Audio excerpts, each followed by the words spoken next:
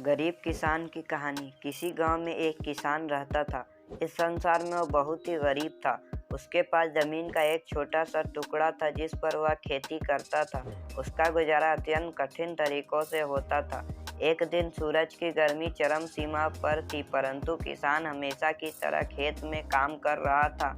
पसीने से लथपथ किसान बुनाई के लिए खेत जोत रहा था। इसी बीच खेत के खुदाई करते समय जमीन से एक बड़ा सा लकड़ी का बक्सा मिला।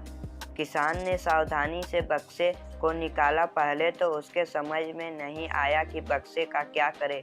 आखिर उसने बक्से को खेत के बाहर रख दिया।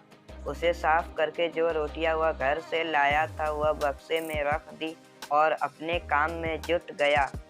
दोपहर को जब वह खाने के लिए रोटियां निकालने के लिए बक्से के पास गया तो हैरान रह गया। उसमें रोटियां ही रोटियां भरी हुई थी। तब किसान को पता चला कि वह जादुई बक्सा था। उसे जो भी चीज डालो 80 गुना होकर बाहर आता। जैसे एक मूंगफली का दाना डालो तो तुरंत उसमें से 80 दाने निकल पड़ते।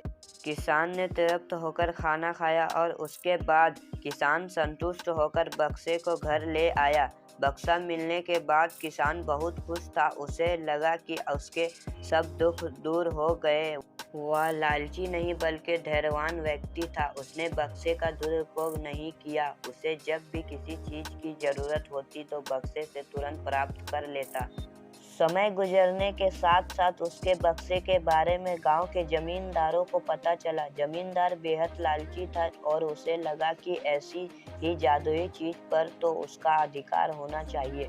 उसके आदेश पर जमींदार के लट्ठे किसान को पकड़ कर ले आए। उसने किसान को धमका कर कहा, बक्सा जिस भूमि से मिला है वह मेरी जमींदारी में आती है।